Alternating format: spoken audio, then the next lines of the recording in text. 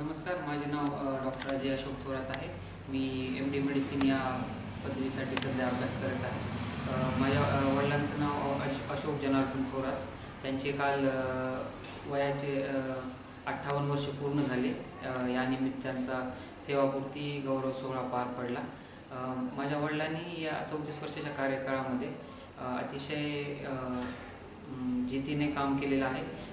त्यांचा स्वभाव खूप प्रेमळ आहे आणि हार्डवर्किंग आहेत. तसेच त्यांनी त्यांची सेवा अतिशय चांगल्या प्रकारे पार पाडलेली आहे. वडिलांनी त्यांच्या 34 वर्षाच्या कार्यकाळामध्ये खूप सॅक्रिफाईस केलेलं आहे. त्यांनी फॅमिलीसाठी पण खूप मोलाचं योगदान दिलेलं आहे. माझ्या आणि माझ्या बहिणीच्या जडणघडणीमध्ये पण त्यांचा खूप मोलाचा वाटा आहे. त्यांनी ज्या गोष्टी या 34 वर्षामध्ये केलेल्या नाही आहेत, त्यांना या गोष्टी त्यांनी पुढील त्यांच्या जीवनामध्ये पूर्ण कराव्यात हीच माझी इच्छा आहे. आणि वडिलांना पुढील त्यांचं जे आयुष्य आहे ते सुखाचं, समृद्धीचं व आरोग्यदायी जावं हीच ईश्वरचरणी प्रार्थना आहे.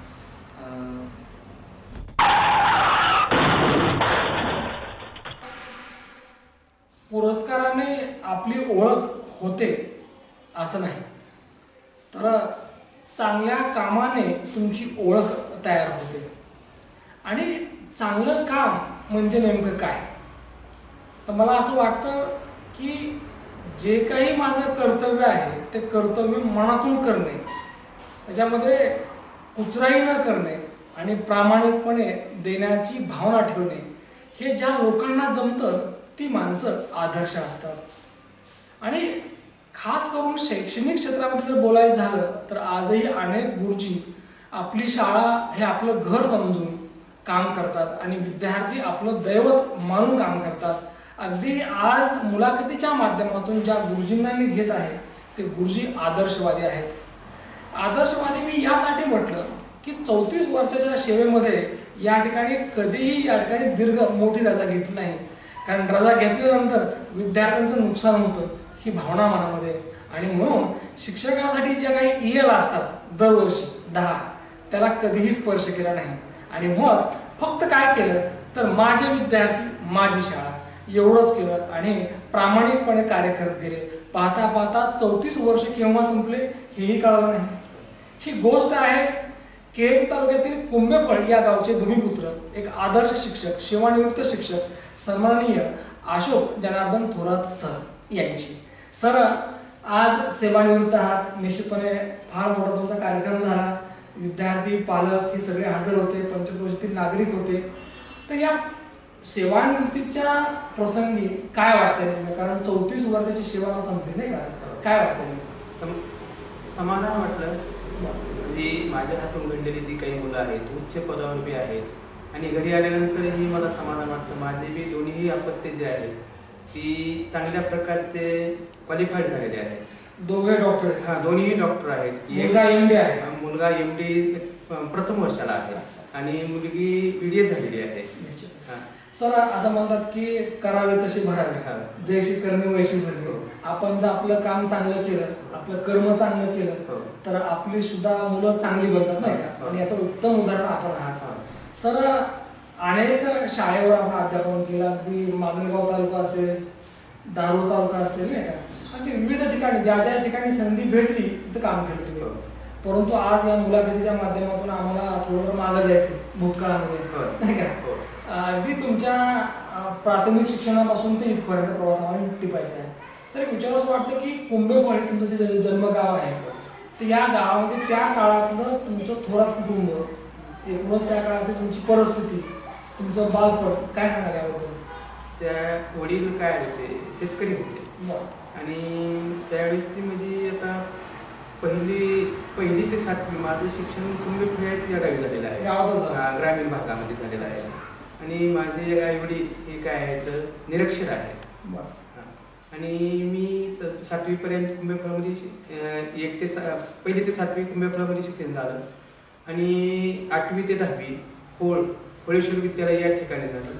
गावातलं त्या काळातलं वातावरण कसं होतं? म्हणजे मित्र असतील, स्वभाव कसा होता? खेळकर होता, उन्हाळ होता का फक्त अभ्यास? काय अभ्यास होता? अभ्यासच होता सर. अभ्यास होता. अभ्यास. बरं, बाकी कुठे नाही? बाकी कुठे नाही. कारण तुमच्याकडे पाहिल्यानंतर लक्षात येतं की तुम्ही अत्यंत शांत आहात. बरं, मग शिक्षणाला घरामध्ये वातावरण कसं होतं का पोषक असं? तर काय आणखी अशा अडचणी होतात? काय होतं, वडिलांचे जे काही भाऊ आहेत, मावस भाऊ ही काय होते, सुशिक्षित होते, ती येत होते वडिलांकडे. मग ते वडील काय करायचे, गावातले उदाहरण द्यायचे की यांचा मुलगा असा झालेला आहे, की त्याच्यामुळं प्रेरणा भेटायची. आणि गावातली काही गव्हर्नमेंट सर्व्हिसवालेही होते काही, मग त्याच्यामुळं आपल्याला वाटायचं आपणही काहीतरी केलं पाहिजे. जसं गावातलं वातावरण असेल तसं आपण विचार करतो. वडिलांनी नेहमीच तुमच्या समोर आदर्श ठेवला, तुला शिकावं लागेल. मग या ठिकाणी मग जसं वडिलांना वाटायचं की पोरांनी शिकावं, तशी तुमच्या अभ्यासातली प्रगती कशी होती? प्रगती चांगल्या प्रकारे होती. बरं, म्हणजे वडिलांना जसं वाटत होतं तसं तुम्हाला वाटत होतं आपण शिकावं म्हणून वाटत होतं. बरं, तुम्हाला प्राथमिक अवस्थेमध्ये म्हणजे अगदी प्रायमरी लेवलला लाभले गुरुजन, त्या काळातला त्यांचा सहवास, तुमचा मित्रपरिवार आणि एकूणच त्या शाळेतले जे दिवस होते गावातले कसे होते? त्या काळातले दिवस म्हणजे ग्रामीण भागामध्ये शाळा होती त्यावेळेस मध्ये, आणि त्यावेळेस काही इमारत ही ती आता ज्या आजच्या परिस्थितीला आहे तसं नव्हत्या. त्यावेळेस त्या शाळा झाडाखाली भरायच्या. मला असं वाटतं की जसे जुन्या काळात होते गुरुजी तसेच तुम्ही एक आदर्श गुरुजी आहात. पण तुम्हाला घडवले गुरुजी कसे होते? त्यांचे नाव काय नेमकी आणि तुम्हाला त्यांनी कसं घडवलं? त्यांनी चांगल्या प्रकारे म्हणजे कधी उठवताना ऊट अशोक ऊट ह्या प्रश्नाचं नेहमी उत्तर विचारणे आलं. म्हणजे गुरुजींना तुमच्याकडे अपेक्षा होती म्हणजे एकूणच काय तुम्ही अभ्यासामध्ये चांगले होता चांगल्या प्रकारे. बरं, मग शाळेव्यतिरिक्त नेमकं आयुष्य कसं होतं? मला काय विचारायचंय की अशोक गुरुजी मित्रांमध्ये कसे होते? म्हणजे कुठले कुठले खेळ खेळायचं, गावात त्या काळात आयुष्य कसं होतं ते सांग. म्हणजे तुमच्या त्या काळात गमती एकूणच भूतकाळात आठवतं. भूतकाळामध्ये त्या काळीमध्ये काय खेळामध्ये काय असायचे, शेतकरी त्यावेळेस काही एवढे काही क्वालिफाईड समाज नव्हता. त्यावेळेस गरीब माणसं होती, प्रेमळ होती. मग पोहण्याचा खेळ आहे पुन्हा, किंवा सूरपारंब्याचा खेळ आहे, असे ही खेळ खेळले जायचे शेतामध्ये. आणि आईवडील शेतकरी असल्यामुळे त्यांना कामामध्ये मदत करण्यासाठी जावं लागायचं. मग कधी गुरुजी असा प्रसंग आला की खोड्या केल्यामुळे अगदी आईवडिलांनी पनिशमेंट केलेली आहे? बरं, मग आई वडील रानामध्ये काम करायचे, कष्ट करायचं, तसं तुम्ही फक्त अभ्यास केला का मग तुम्ही काम करायचं? त्यांनाही मदत कधी केलेली आहे. काय काम करायचं? ते जे करत होते त्यांना जे आपल्याला जमतंय तेवढं मदत करायची. हे नेहमी सुरू होतं? नेहमी सुरू होतं. सुट्टी दिवशी रिकाम्या वेळेमध्ये.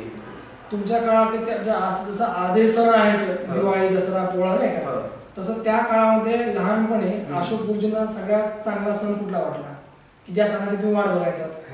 आता प्रत्येक सणाची वाट पाहत होतो आपण, पण शेतकरी कुटुंबात असल्यामुळं ते पोळा सण हे जास्त आवडायचा. म्हणजे वडीलच शेतकरी असते ना. आणि दिवाळी सुद्धा दिवाळीला काय होते, मित्र कंपनी बाहेरगावी शिकायला असलेले यायची गाठी भेटी. तुमच्या लहानपणीचा बैलपोळा आणि आताचा बैलपोळा काय फरक वाटतो? त्यावेळेस आता खूप बदल झालेला आहे. खूप बदल आहे का? बदल झालेला आहे. सर, आता यांत्रिक युग आलेला आहे. यांत्रिक युग आहे. त्यावेळेस एक मनुष्यबळावरच होतं, आता मनुष्यबळाचं एक आवड झालेलं. ज्यांनी तुमचा संघर्ष बघितला, तुमच्या आई आणि वडील, आता दोघं आहेत का? आहेत. बरं, म्हणजे आई वडिलांनी अशोक गुरुजींचा पूर्ण संघर्ष प्रवास पाहिला आहे. आता त्यांना काय वाटतं नेमकं? त्यांची काय भावना असते? त्यांनाही समाधान वाटतं की माझा एक मुलगा अभिमानाने सांगतात की माझा एक मुलगा एक सर आहे, गुरुजी आहे, असं त्यांनाही समाधान वाटतं. आणि त्याची बी दोन्ही मुलं डॉक्टर झाली. सर, 7वी पर्यंत इथं तुम्ही गावात होता जिल्हा परिषद, त्याच्यानंतर मग तुम्ही होळला गेला, ती पण एक चांगली शाळा. होळेश्वर विद्यालय होळ या ठिकाणी पुढील शिक्षण झालं, तर नेमकं तिथं काय बदल वाटत होता त्या काळात? इथं मग ही जी काही आई वडिलांना काम करण्याची मदत करावं लागायची, ती वेळ आपला पुन्हा अभ्यासाला भेटला. इथून होळ अपडाऊन होतं का? नाही, वसतिगृहामध्ये राहायचं. बोर्डिंगला बोर्डिंगमध्येच राहायचं. मग तिथं वसतिगृहामध्ये राहताना मग काय त्यावेळेस ते सांगण्यासारखं नाही, म्हणजे कसं जेवण जगत होतात. पहा थंडीचे दिवस जरी असले तरी मी 4ला उठायचं, अभ्यासाला बसवायचे. मग एक दिवस 10वीच्या वर्षाला असताना रात्र मी अभ्यास करायचा. म्हणजे त्या काळातले गुरुजी असे होते की ते मेहनत करायचे, आपले विद्यार्थी घडावे त्यांची भावना होती. सर बोर्डिंगचं आयुष्य वेगळं असतं. तुमच्या काय आठवणी बोर्डिंगच्या? म्हणजे बोर्डिंगमध्ये आपले मित्र असतील, तिथलं अगदी जेवण असेल, तिथली शिस्त असेल, ते सांगा सर. तिथं जेवणाचं कसं होतं सर, सकाळी 9ला ते 9ला जेवायला बसायला पाहिजे होतं. त्याच्यानंतर होतं. आणि मधल्या वेळेमध्ये आता विद्यार्थी संख्या भरपूर असायची, ते अल्पाहार असायचं मधल्या म्हणजे 1च्या वेळेला, आणि संध्याकाळी 6ला जेवण असायचं.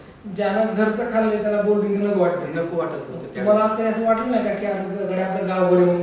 पण त्यावेळेस आई वडील बी म्हणायचे नाही. आई वडील काय करायचे की आज सांगायचे की बाबा शिकल्याशिवाय पर्याय नाही, त्याशिवाय मोठं होऊ शकत नाही. तुम्हाला ते पटलं होतं? पटलं. होळेश्वर विद्यालय या ठिकाणी तुमच्या समोर अनेक आदर्श गुरुजी त्यावेळेला होते. तुमच्यावर नेमका प्रभाव कोणाचा होता, कुठल्या गुरुजींचा? कदम सर हयात नाही. अच्छा बरं. म्हणजे कदम गुरुजींचा प्रभाव तुमच्यावर होता. काय कारण ठरलं असं की मग ते सर जास्त आवडले? मला जास्त ते गणित शिकवत होते, मॅथ शिकवायचे, आणि कदाचित त्यांच्यामुळे तुमचं मॅथ चांगलं चांगलं. आणि आई वडील बी काय करायचे, अडाणी असल्याने पण घरी आल्यानंतर हिशोब विचारायचे, असं झालं. त्याच्यामुळे मला त्या विषयाची जास्त आवड निर्माण.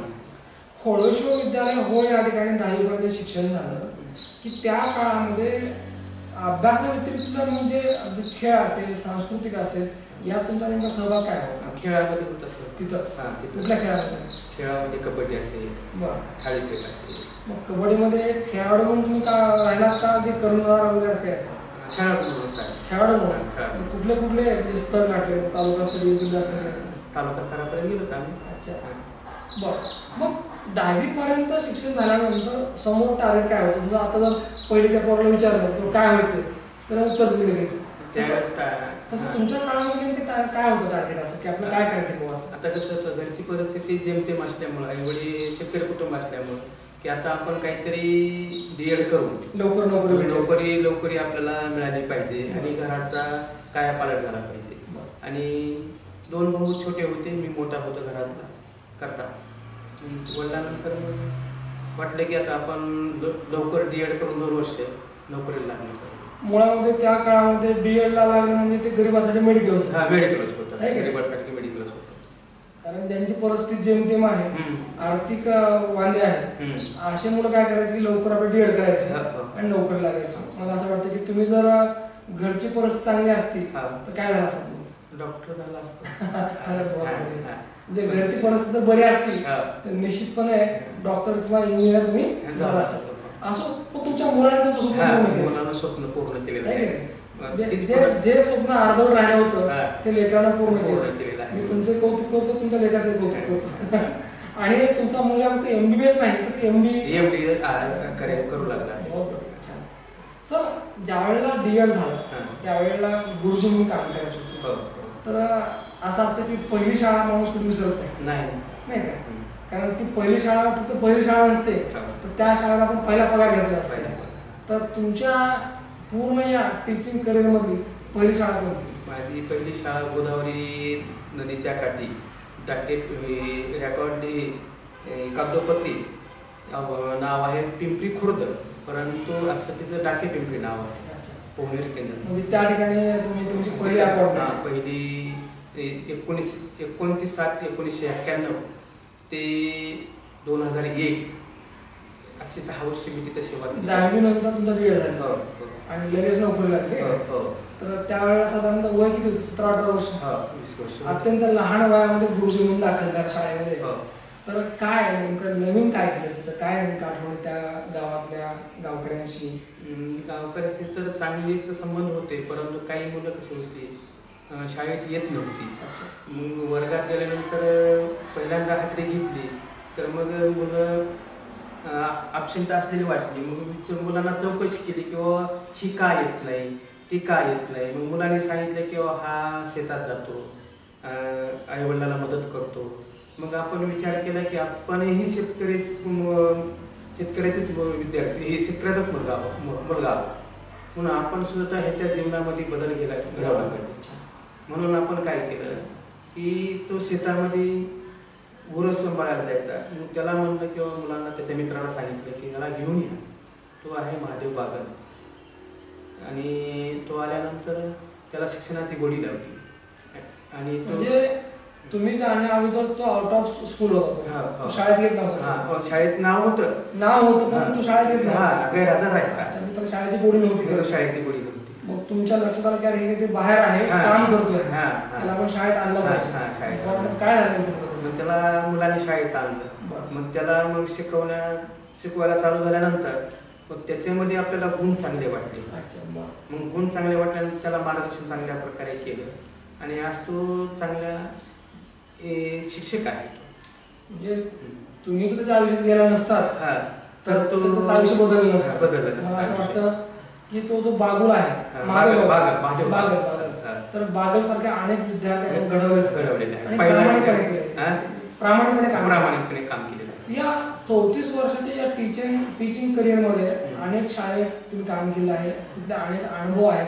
तर कोणत्या कोणत्या शाळेत काम केलं, प्रत्येक शाळेचे अनुभव काय आहेत, तिथले घडलेले विद्यार्थी सांगा सर.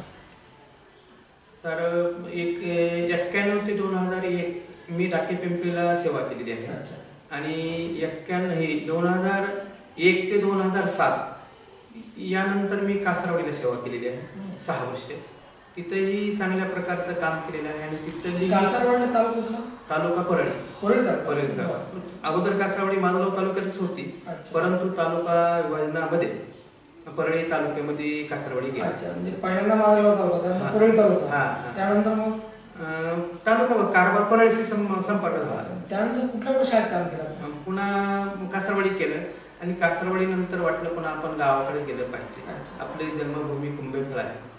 मग त्यानंतर मग प्रयत्न करून आपण तांबवा केच्या शेजारी 4 किलोमीटर अंतरावर आहे, या ठिकाणी 2007 ते 2013 अशी 6 वर्षे मी तिथं सेवा केलेली आहे. सर हे झालं सेवेचं, परंतु आम्ही जे ऐकले की तुम्ही प्रत्येक शाळेवर अगदी मन लावून काम केलं. आम्हाला ऐकायचं की काम करण्याची पद्धत कशी होती गुरुजींची? काम करण्याची पद्धत म्हणजे कशी होती, त्या मुलाच्या जवळ जाऊन बसणं, त्याच्या मांडीला मांडी लावून बसणं आणि त्याला येतंय का हे पाहणं, त्याला जिथं येतंय तिथं त्याची चौकशी करणं, मग ह्याला त्याची खरं येतंय काय ही पाहणं आणि तिथून पुढं त्याला देणं. सर मुळामध्ये शून्याचा एक करणं फार आवड असतं आणि ते विद्यार्थ्याला जमत नाही. तर अशा अनेक शून्य सुरुवातीला शाळेत यायचे आणि त्या शून्याचा तुम्ही एक करत राहिला, म्हणजे त्याला तुम्ही आकार देत राहिला. तर आकार देण्याची पद्धत कशी होती? कारण काय असतं की प्रत्येकाची मेथड वेगळी आहे, कोणी रागवून घेतं, कोणी प्रेमानं घेतं, नाही का? तशी तुमची पद्धत काय होती आकार देण्याची? ते जवळ बसल्यानंतर त्या मुलाला आपुलकी वाटते. सर आपल्या जवळ बसले, अशोक गुरुजीची कधी भीती कोणाला वाटत नाही, भीती वाटते नाही. मग त्यांच्या जवळ बसायचं, मुलाच्या मांडी घालून त्याच्यासारखंच बसायचं. मग त्याला जवळ घेतल्यानंतर मग आपण पाहायचं ह्याला काय येतं आणि कुठपर्यंत कोणत्या स्तरावर आहे हा, ज्या स्तरावर तिथून पुढं मग त्याला तिथून पुढचा अभ्यास चालू करायचा. म्हणजे एकच नाही, सर्वांसाठी वेगळा अभ्यास होता. त्या काळामध्ये तुम्ही जे वर्ग घेतले खास करून खालचे होते, पहिली दुसरी का पुढचे होते? म्हणजे 2 वर्ष मी पहिली दुसरीला मला दिलं. आणि नंतर जी आहे ती मी 5वी ते 7वीलाच गणित आणि विज्ञान शिकवलेलं आहे. तुम्ही 1 ते 7 हे सगळे वर्ग जवळून पाहिजे शिकवले. सगळ्यात जास्त आव्हान कुठं वाटते? सगळ्यात जास्त आव्हान कुठं असतं शिकवण्याचं? म्हणजे चॅलेंज कुठे आहे शिकवण्याचं? गणित आणि इंग्रजी हे आहे, परंतु पहिलीला जे विद्यार्थी आलेले असतात लहान असतात त्याला चॅलेंज पण अशा विद्यार्थ्यांनी काय स्कीम असते? कारण याला मारायचं नसतं, नाही रागवायचं नसतं, कवळे असतात. आईसारखंच प्रेम द्यावं लागतं. आई जसं ज्याप्रमाणे मुलाला आपल्या मांडीवर घेऊन आपुलकीनं समजावून सांगते, त्याप्रमाणे मुलाला जवळ घेऊन आईप्रमाणे काय केलेलं आहे. गुरुजी विद्यार्थ्याच्या मनामध्ये घर करणं फार आवड आहे, त्याला आपलंसं करणे, जे मन जिंकणे आणि मग सगळं केल्यानंतर त्याला शाळेची आपुलकी वाटते नाही का. तर एकूणच तुम्ही तुमच्या वर्गातलं वातावरण कसं ठेवलं की विद्यार्थ्याला तुमचे विषय आवडतील, त्याला अभ्यासामध्ये इंटरेस्ट निर्माण होईल, यासाठी आयुष्यात काय केलं? त्यांना आता गणित विषय, गणित आणि विज्ञान शिकवलेला आहे मी. खरं तर आवड विषय, आवड शिकवलेला आहे गणित आणि विज्ञान. मग गणितामध्ये काय केलेलं आहे मी, 100 पर्यंतच्या जी संख्या आहेत याचं 100% आकलन होण्यासाठी प्रयत्न केलेला आहे. मग ज्याप्रमाणे आपल्याला मराठी वाचण्यासाठी मुळाक्षर, बाराखडी, स्वर, व्यंजन ह्याची ओळख आहे, ओळख झाल्याशिवाय वाचता येत नाही, त्याप्रमाणे मी काय ओळख केली किंवा गणित शिकण्यासाठी मुलाला एक तर 100 पर्यंत संख्या ज्ञान चांगल्या प्रकारचं असणं महत्त्वाचं आहे. त्याच्याशिवाय त्याला पुढचं काहीच येऊ शकत नाही. त्यासाठी प्रयत्न केला आणि अनेक वेळेला तुम्ही अगदी त्या मुलांसारखे लहान झाला. मुलासारखे लहान मुलं शिकवले का, कारण माणसाला लहान किती व्हावं तर अनुरेणूसारखं व्हावं, बारीक व्हावं आणि पुढच्याला देत राहावं. सर अनेक ठिकाणी असा प्रश्न असतो की आपण शिकवतो पण मुलं आपला रिस्पॉन्स देत नाही.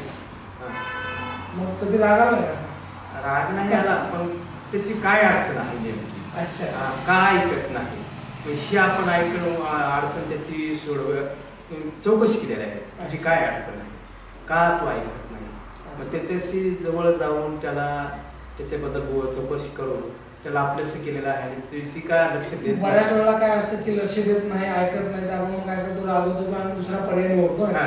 पण तुम्ही हा दुसरा पर्याय निवडला नाही तर अगदी त्याची चौकशी केली, म्हणजे प्रसंगी त्याच्या घरी पण गेला, घरी काय नेमकं चाललेलं नाही. यामुळे अनेक मुलं घडली. सर एक विचारायचं वाटतं की जेव्हा मागे वळून तुम्ही बघता या पूर्ण प्रवासाकडे, साधारणतः तुम्ही घडवलेली मुलं, विद्यार्थी आज कुठल्या कुठल्या क्षेत्रामध्ये आहेत ते सांगा. मेडिकल क्षेत्रामध्ये आहेत, इंजिनिअरिंग क्षेत्रामध्ये आहेत, समाजसेवेच्या क्षेत्रामध्ये आहेत आणि राजकीय क्षेत्रामध्ये बी आहेत. तुम्ही घडवलेले असे अनेक डॉक्टर, इंजिनियर, अधिकारी जेव्हा समोर येतात तुमच्या, त्यावेळेस काय काय भाव असतो? ज्याप्रमाणे मुलाच्या आई वडिलाला जेवढं समाधान वाटतं त्याचं तेवढंच समाधान सरला सुद्धा वाटतं की आपल्या हातचा मुलगा चांगल्या प्रकारे अधिकारी झालेला आहे. आणि मुलाला मोठंच त्याला काय करतो, ध्येय ठेवणं, अपेक्षा मोठ्या ठेवा. काय करा, अपेक्षा छोट्या ठेवू नका, कलेक्टर होण्याची अपेक्षा ठेवा. म्हणजे उच्चपदाची अपेक्षा ठेवल्यानंतर आपल्याला ती जरी नाही सापडत त्याच्या खालचं सापडलं, त्याच्या खालचं सापडलं. ज्या ज्या वेळेला शाळेतून बदली व्हायची तुमची, आम्ही ऐकलं की पालकांनी सुद्धा एक विनंती करायची की गुरुजी जाऊ नका, की गुरुजी नाही गेले पाहिजे त्यांची भावना राहायची. तर काय वाटायचं नेमकं ज्या ज्या वेळेला 4 वर्षाला 5 वर्षाला बदली व्हायची त्यावेळेला? मग त्यावेळेला वाटायचं की आता याला काय पर्याय नाही ना, जाणं भागच आहे. म्हणजे आपल्याला जोपर्यंत आहे तोपर्यंत करणे, आणि ज्यावेळेस आपली बदली झालेली आहे त्यावेळेस दुसरीकडे जाऊन चांगल्या प्रकारे काम करणे आहे. अगदी डाके पिंपरी पासून ते जाणेगाव इथपर्यंत प्रवास आहे, गोदावरीच्या काठापासून. मला विचारायचं वाटतं की या सगळ्या शाळेत तुम्ही काम केलं, पण तुम्हाला आवडली शाळा कोणती? माझ्या पूर्ण शाळा आणि गाव दोन्ही विचार. दोन्ही गाव तांबवा आहे. अच्छा, तांबवा बी आहे, डाके पिंपरीमय आहे. डाके पिंपरीला 10 वर्ष कार्य केलेलं आहे आणि तांबव्याला बी 6 वर्ष कार्य केलेलं आहे. जानेगावला बी 7 वर्ष. मागच्या 7 वर्षापासून जानेगाव इथे काम करतात तुम्ही, अध्यापन करताय, तर काय जानेगावचा काय अनुभव तुमचा?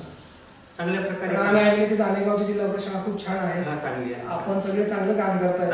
तर आम्हाला ऐकायचं की जानेगाव जिल्हा परिषद शाळेमध्ये मागच्या 7 वर्षापासून तुम्ही आणि तुमच्या सहकार्याने काय काय केलं? आम्ही शाळेचा परिसर बी काय करायला आहे, परिसरामध्ये जी काही शाळेच्या पुढची रिकामी जागा आहे तिथं वृक्षारोपण केलेलं आहे, पाहिलं आहे सुद्धा. आणि शाळेला काय होतं, पहिलं वृक्षारोपण होत होतं, परंतु त्या शाळेला ही एक साईडनं कुंपण निघतं. अच्छा, मग त्या अगोदर कुंपणाची सोय केली. ज्यावेळेस 2019-20ला कोरोना होता त्यावेळेस विद्यार्थी नव्हते, मग सरला तर शाळेत यावं लागत होतं. मग त्यावेळेस आम्ही काय केलं, त्या जी 1-1.5 वर्ष जी ही होतं लॉकडाऊन होता, त्या लॉकडाऊनचा फायदा आम्ही काय घेतला, परिसर आपण काय केला पाहिजे याच्यावर विचार करून आम्ही हा परिसर बदलला आणि चांगल्या प्रकारचे तिथं दीर्घ आयुष्याची वृक्ष लावलेली आहे, वृक्षारोपण केलेलं आहे. आणि विद्यार्थी चांगल्या प्रकारचे गेलेले आहेत. आता म्हणजे तिथं 7 वर्ष झालेले आहेत. मी तिथं काय केलेलं आहे, मला खालचेच वर्ग दिलेले होते. ज्यावेळेस गेलो होतो त्यावेळेस मला 3रीचा वर्ग दिलेला होता. ती मुलं काय आणखीन 10वी पर्यंत आलेली आहेत. 7च वर्ष काम केलेलं आहे मी तिथं. म्हणजे आणखीन मोठ्या वर्गाला गेलेले नाहीत. आता सुरुवातीला पाहिल्यानंतर लोक चेहरा पाहतात, काम पाहत नाहीत. काम पाहत अगदी तुमच्याकडे पाहिल्यानंतर असं वाटतं की हा माणूस काय करणार नेमकं, परंतु तुमचं काम पाहिल्यानंतर लक्षात येतं की अरे काहीतरी वेगळे रसायन आहे. आणि हा प्रत्येक शाळेमध्ये तुम्हाला अनुभव आलाय का? अगदी ज्या ज्या शाळेत गेला त्या त्या शाळेमध्ये अगदी गणित, विज्ञान यासारखे विषय मन लावून शिकवले. सर खास करून आता हे जे काय स्कॉलरशिप जे काही स्पर्धा परीक्षा आहेत, तर या स्पर्धा परीक्षेमध्ये आपले विद्यार्थी टिकावेत, त्यांचं नाव झालं पाहिजे, यासाठी आपण काय केले? आपण ज्याला तास घेतलेले आहेत, नवोदयला विद्यार्थी लागलेले आहेत आपल्या. गाणेगावचा एक विद्यार्थी नवोदयला गेल्या वर्षी त्याची निवड झालेली आहे. मी शिकवलेले आहे त्याला. आणि त्याबरोबर ही मुलं स्कॉलरशिप धारक आहेत.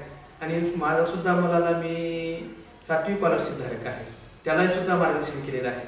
मला असं वाटतं की विलियम शेक्सपियरची जी व्याख्या आहे की world is stage of drama, आणि आपण फक्त कॅरेक्टर आहोत. तुम्हाला जे कॅरेक्टर भेटलं तुम्ही ते कॅरेक्टर अगदी मन लावून केलं नाही का? सर शाळेच्या पलीकडचं आयुष्य कसं होतं, म्हणजे जसं आपलं घर असतं, आपलं गाव असतो, समाज असतो, तर हे आयुष्य कसं होतं, काय करायचं? आपण काम चांगले केले असल्यामुळे समाजाने आपल्याला चांगल्या प्रकारचा प्रतिसाद दिलेला आहे. आणि समाजात तुमची इमेज चांगली इमेज होती. आपल्या दिलेल्या शब्दाला त्यांनी कधी नकार केलेला नाही. जो प्रतिसाद दिलेला आहे चांगल्या प्रकारे. 34 वर्ष सेवेमध्ये काय पाहिलं, म्हणजे काम पाहिलं का पैसा पाहिला? काम पाहिलं सर, पैशाला पाहिलं नाही. पैसा नाही पाहिला. तुमच्या दृष्टीने पैसा काय आहे? पैसा ही गरज आहे, परंतु गरजेपुरता झाला तरी भरपूर आहे.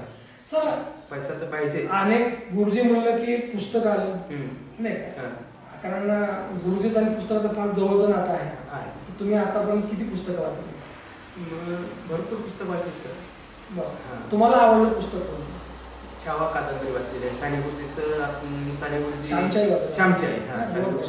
श्यामची पुस्तक मी पूर्ण वाचलेलं आहे. त्याचं मी त्या आचरणात आणलेलं आहे. मला असं वाटतं की जशी गुरुजींनी आईची सेवा केली तशीच तुम्ही आईची सेवा केली, आई वडिलांची सेवा केली आहे. आणि म्हणून आमच्यासाठी आपण वंदनीय आहे. असं आपल्यासाठी गुरुजी हे फक्त शाळेत होते नाही तर घरात सुद्धा, कारण जो बोले त्याचा चाले त्याची वंदावी पावले असं म्हणतात नाही का. कारण तुमच्यासारखे गुरुजी फक्त शाळेत बोलत नाही, त्यांचं वर्तन समाजामध्ये घरी सुद्धा तेच आहे. सर तुम्ही अगदी एकत्र कुटुंब पद्धत चालवली, बऱ्याच वर्षी तुम्ही त्या कुटुंबाचे प्रमुख होता. आणि आपल्याप्रमाणे आपले भाऊ असतील, त्यांची मुलं असतील, हेही शिकले पाहिजेत अशी आपली भूमिका राहील नाही का. तर काय एकत्र कुटुंब चालवण्याची काय अनुभव? समाधान वाटतं. समाधान वाटतं. म्हणजे नेहमी मला वाटतं माझा भाऊ, माझे आई वडील भाऊ यांच्याबद्दल ज्याप्रमाणे जी काही थोर होऊन गेले, थोर संत होऊन गेले, थोर आपले समाजसेवक होऊन गेले, ह्यांनी ज्याप्रमाणे समाजासाठी कार्य केलं, मग आपण आपल्या घरासाठी कार्य केलं पाहिजे. आपलं घर बी सुधारलं पाहिजे, त्याची आर्थिक परिस्थिती सुधारली पाहिजे. त्याच्यासाठी मी कुटुंब प्रमुख म्हणून जिम्मेदारी पाळली आहे. शाळेमध्ये असताना शाळेत राहणार आणि गावाकडे आल्यानंतर तुम्ही शेतीत राहणार करतात, मला शेती फार आवडते.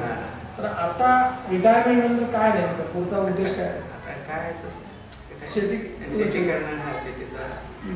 एक वेळ अशा येते की कुठतरी थांबायचं असतं.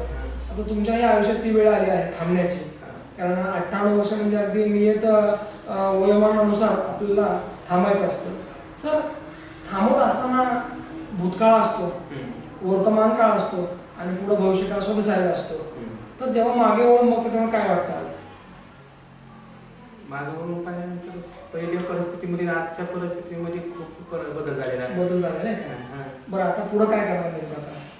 आता तुमच्यासारखे आदर्श गुरुजी शांत बसणारे नसतात किंवा शांत बसावं त्यांच्या रक्तात नसतं. तर तुमच्या दृष्टीने पुढची प्लॅनिंग काय वाटतं, काय करावं? आता समाजसेवा गावामध्ये आहे. पुन्हा जर आता जाणेगाव ही शाळा जवळच आहे, अधूनमधून शाळेला जाऊन भेटणं, मुलांची प्रगतीबद्दल तुम्ही विद्यार्थ्यांना प्रॉमिस केले मी येत राहील येत राहील आणि मला असं वाटतं की आपल्यासारखे आदर्श गुरुजी फक्त प्रॉमिस करत नाही, काम करून दाखवतात. काम करून दाखवतात नाही का निश्चितपणे. सर पूर्ण या आयुष्यामध्ये तुमच्यासमोर आदर्श कोण आहे की ज्यांच्याकडे बघून तुम्हाला इथपर्यंत यावं असं वाटलं? माझ्यासमोर आदर्श राहिले आमचे गावचे डॉक्टर अशोक थोरात दादा. Surgeon, civil surgeon. दादा तुमच्यासाठी नेहमी आदर्श राहिले माझ्यासमोर. आणि त्याच्यानंतर मी टाकेपिंपरीला पहिल्या वर्षी 1991ला जॉईन झालं, त्यावेळेस तिथले आदर्श माझ्यासमोर अंकुश टाके. अच्छा. हे सर अंकुश टाके हे सर आदर्श राहिले. आता शेवटचा प्रश्न माझा की हे जे आयुष्य आहे तुमचं, हे जे यश आहे आयुष्यातलं, हे आपण कोणाला समर्पित करू इच्छितो? आईला, वडिलाला? हे यश आईला समर्पित करू शकतो.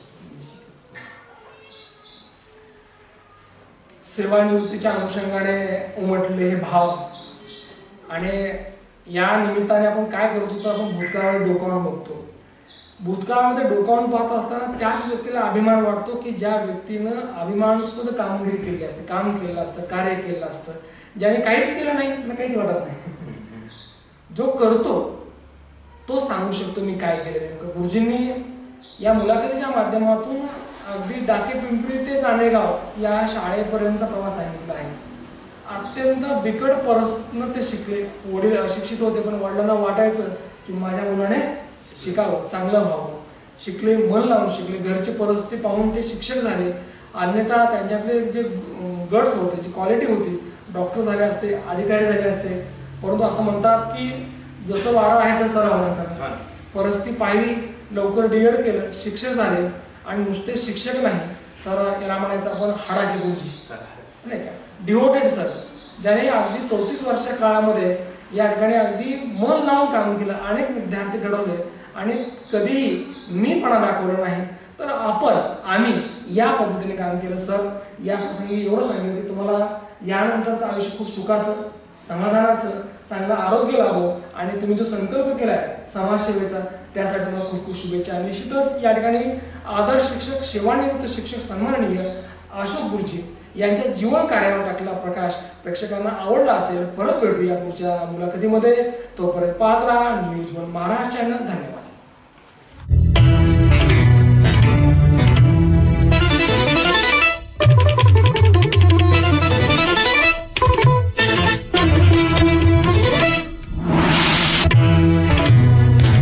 न्यूज वन महाराष्ट्र, आवाज महाराष्ट्राचा.